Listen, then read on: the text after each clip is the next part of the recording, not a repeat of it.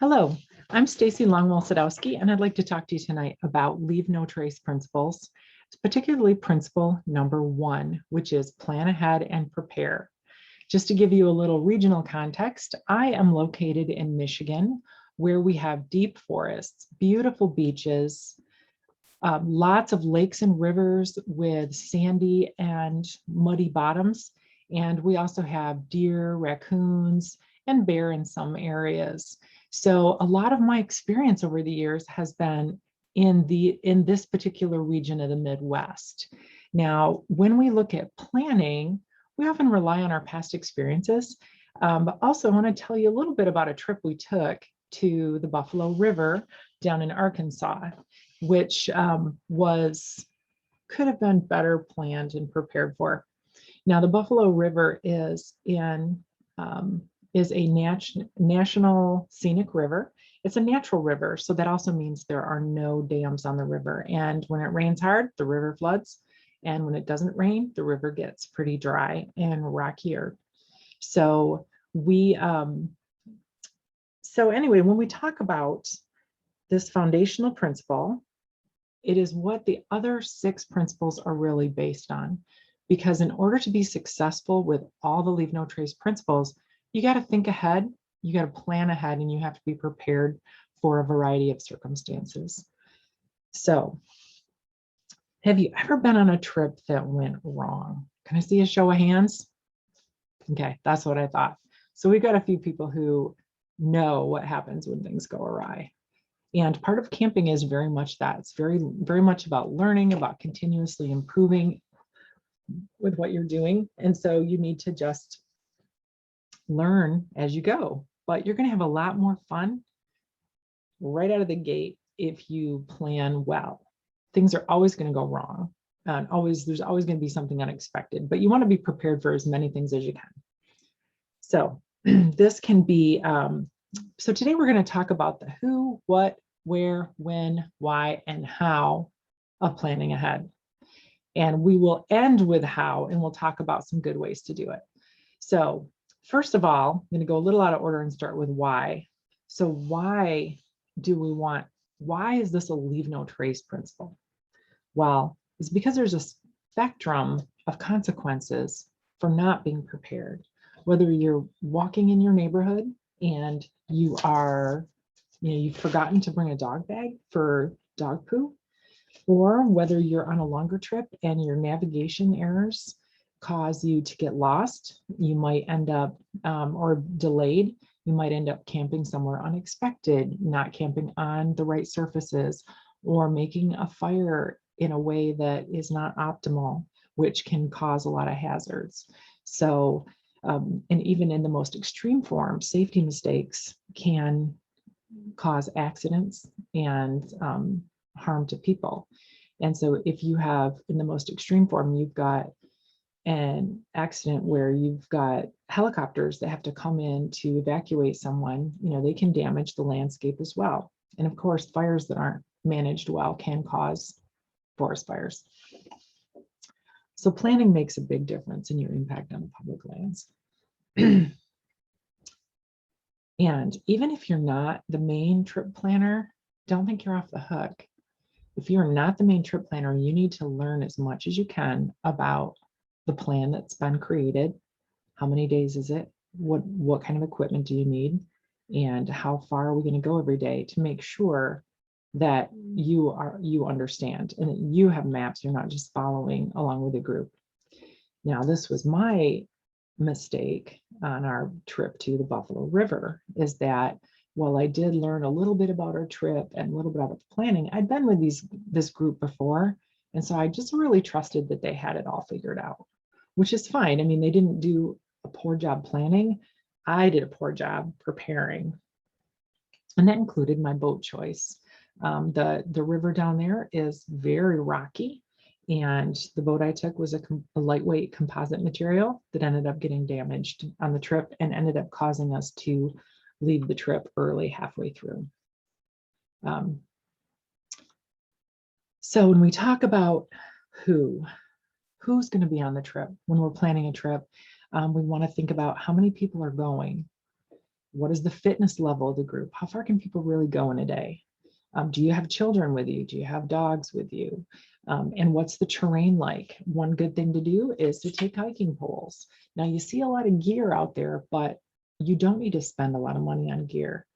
I got my hiking poles. They're actually ski poles, and I use them for snowshoeing and for hiking at a garage sale for $5. So, and they work just fine. And someday, I might get excited and spend more money on something, but I don't have to. You can get away with using, it's all about knowing which gear is important to you. So we need to pick what are we going to do? We need to pick a location and an agenda that's going to support the needs of the group and the goals of the group, because you want people to have fun.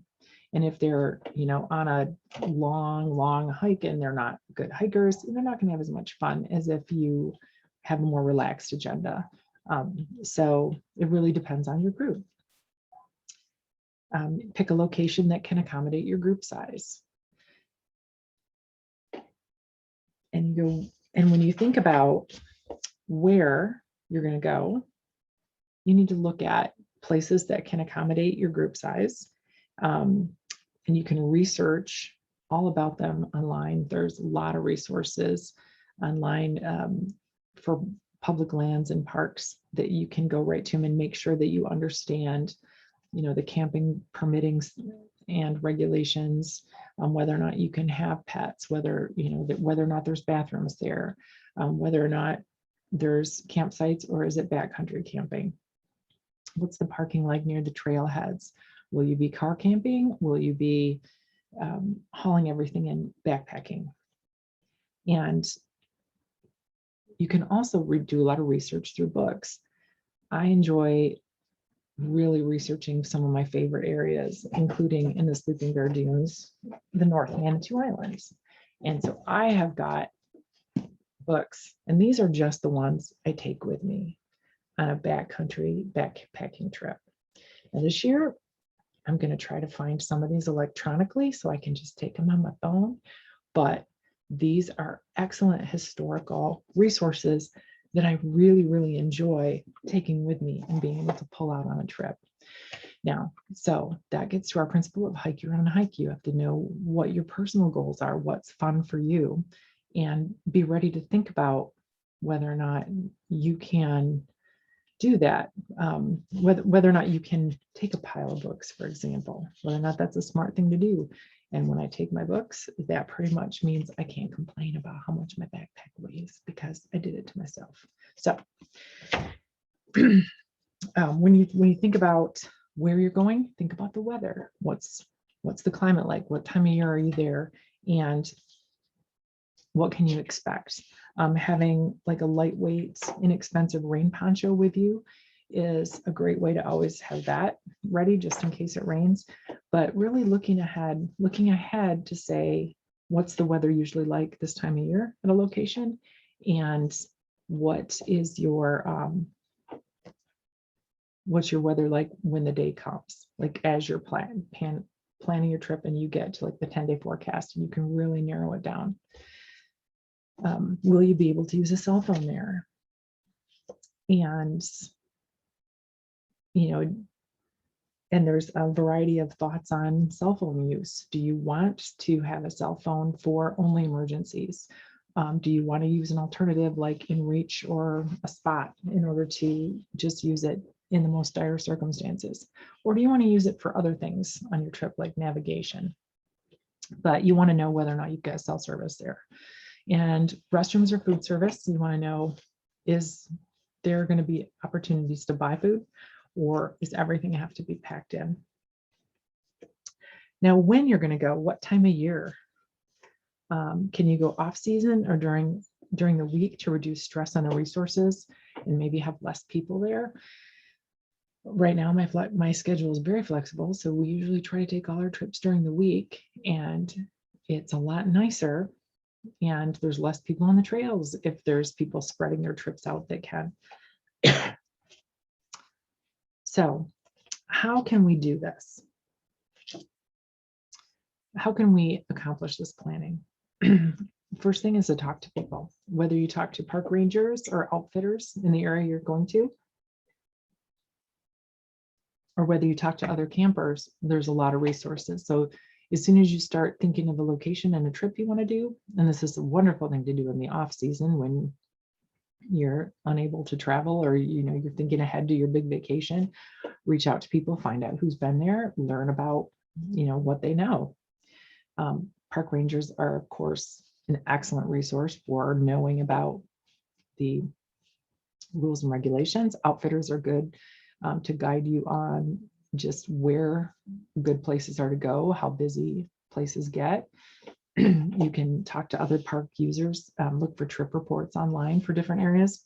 Also, Facebook groups. I follow a couple different Facebook groups that are hiking in Michigan groups, and people will ask questions on there like, where's a good hike 2 hours within Lansing? I've got kids, where can I take kids? And what were the trails like this week? What was the river like this week when you kayaked it? Are there trees down? Are the roads cleared into a snowy area? People can tell you about current conditions and give you ideas for trips as well. Now, seeing other people post about their trips, you can also get an idea of where overused spots are too. So we have a very popular Lake Michigan camping beach area, which this last year got so much heavy use that it was had a lot of garbage most of the time. And I saw a lot of comments, not only a lot of people visiting there, but a lot of people commenting on the amount of trash that was left behind. So that place definitely got overused this year. Other than talking to people, you can also find a lot of really great apps that you can take on your phone with you or use ahead of time for your planning. Some of my favorite apps are All Trails, which is great for finding trails, finding out about, the specifics of what's near you, search by location, look for different distances. Weather Underground is fantastic for, watching the forecasts and the radar. National Park Service has a really great app.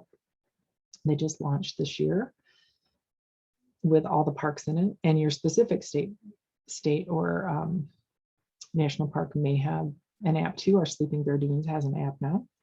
The U.S. Coast Guard has an app that's good for boating information. Backcountry Navigator is the app that we use to track our trips. We'll download the topo maps before we go, and then we're not using data while we're out, and we can track where we are. Internet research of specific sites in advance is important. And then packing your bag. Now, in packing your bag, you need to make sure you have the 10 essentials, and you can find that list online. There's tons of resources for packing, but really you should think about your tools and gear that cover some certain topic areas. So you've got to have gear for eating and drinking, and that includes all the food you're going to take, maybe an extra day or two just for buffer, and water in a water purification system. You need bathrooming tools, like, for example, a shovel, and this you will need to bury any waste 6 to 8 inches down if you've got good soil for that, and that can vary by area, as can the ability to dig holes. Navigating, you need maps, compass, and apps, and also a battery charger to think about recharging that phone if you're using it for a lot of different functions on your trip. We use a solar panel when we go out. Heat and lights. You want to make sure you've got everything from your headlamp to your stove. And if you're going to be cooking, this is a gas stove. Communication, your phone or a remote emergency device. Shelter, first aid, personal care like medications. Pest control like bug nets or masks. And you can learn in advance what's the expected bugs the time of year you're going somewhere.